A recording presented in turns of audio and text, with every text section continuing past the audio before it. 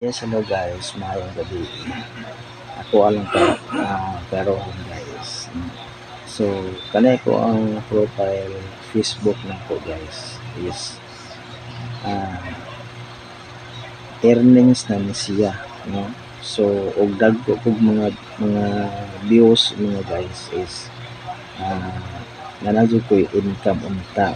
But sa karon is wala pa man tayo mga dagko nga views. So, wala kita yung mga dagko sa mga earnings ano ko ang Facebook page na ko, pero nalingkamot ko nga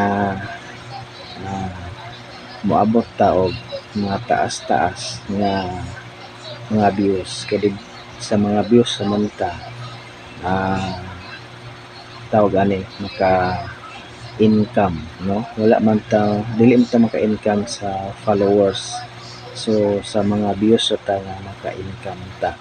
So thankful ko guys kay kanay ko ang profile Facebook na ako is grabe akong pag-amping ani no. So sa akong pag-amping ani guys is so far is nanay siya earnings na unta, no. So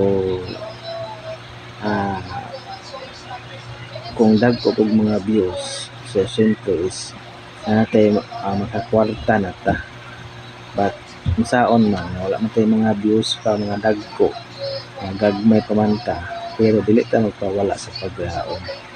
Padayon na jud nato na siya hantod nga maabot na nato ang ato ang mga pagpaningkamot, bunga sa itong pagpaningkamot nato, no? So padayon lang bisan man ginagmay lang basta kanunay, no? So nagpasalamat sad ko nga kanay ko ang Facebook page na kong profile Facebook na ko is na monetize na gid tanan, no? So gitagaan ang gitagaan na jud ko og pwede na ko income. So thankful sad ko, no? So padayon lang bisan og mga ginagmay ra kay basin dahil maabot ang panahon kita na ko ipaboran, no?